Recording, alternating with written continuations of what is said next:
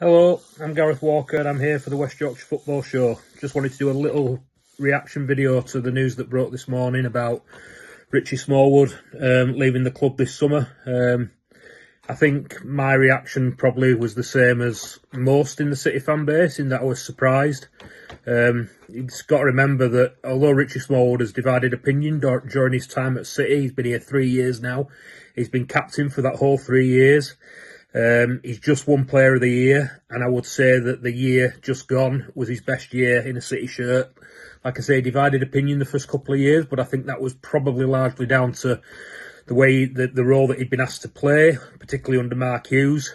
He was asked to be more of a playmaker when we know that his career has been built around being that sort of defensive midfielder, sort of breaker-upper, destroyer type thing in there. And he's been allowed to do that this last year under Graham Alexander. He's had the legs alongside him in Patterson and Poynton and Sarcevic to get around the pitch. He's not had the running to do, he's not had the playmaking to do, and he's really excelled in this year, and he's shown us why we signed him in the first place, why he's been a championship player in the past, why he's got numerous promotions in the past. And like I say, he's been captain and player of the year, so it is a bit of a shock that he's going. It leaves a very big hole to fill, let's put it that way. We've got to remember that when he got sent off against Swindon and we missed him for 3 games while he was suspended, that left a huge hole in our midfield. It caused us a big problem in the games while he was out before he came back for the Fleetwood game. It shows how important he's been to the team. Like I say, Player of the Year by a country mile and captain. So it's a big, bold decision from David Sharp or Graham Alexander or whoever it is that's decided to not offer him new terms.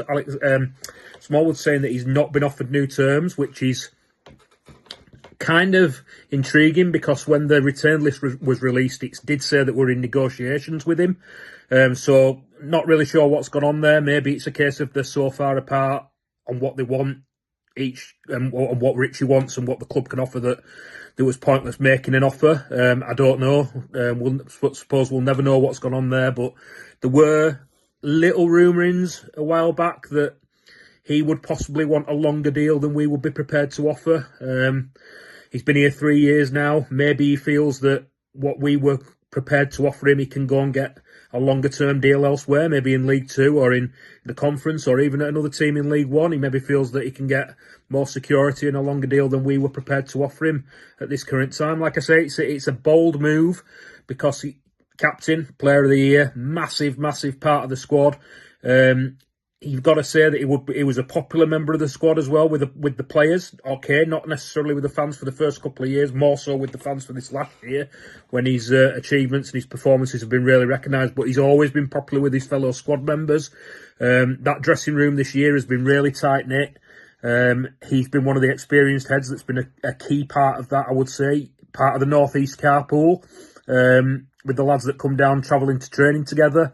Obviously a really big part of things. We know that he, as an experienced head, he will have sort of had a big say in the dressing room. Very popular with the younger players and the older players alike. So it is a big risk to let him go. And it remains to be seen, like I say, whether we can replace him. We know that certain players struggle to perform at Valley Parade. And as an experienced head and someone who played in the Championship, that was never really a problem for him. So yeah, it's a massive gamble letting him go, and there will be people that will say that we won't be able to replace him, but Graham Alexander and David Sharp obviously think that they can, with better value or a younger player. I don't know what sort of person they're targeting to come in as his replacement, but they obviously feel that there's better value for money out there than giving Richie the deal that he perhaps wanted. I'm surprised that if Graham Alexander would be fully behind letting him go, because Graham Alexander always had him down as his man, his captain, his leader on the pitch. Graham Alexander spoke so highly of him. So I'm not sure how the decision's been come to, but you would imagine that they've had to agree on it in the end and let him go. I won't miss his set pieces, let's put it that way, and I won't miss him being used as Mark Hughes trying to use him as a playmaker. But like I said, this season he's been fantastic. Sadly, everything moves on in football. We've just got to hope that they've got as good, if not better, lined up to take us forward into the next season. And like I say, Richie's not getting any younger. I think he's 34, 35 this time, and they obviously thought that they could get better value for money elsewhere. I can only wish him well for what he's achieved this season. He says that it's his best promotion that he's had this year because of the struggle that we've had to get out of League Two, and he was so proud of it, as we all were. He's been a massive part of it, and hopefully whoever comes in to replace him can help us kick on to the next level in League One. Onwards and upwards with the West Yorkshire Football Show.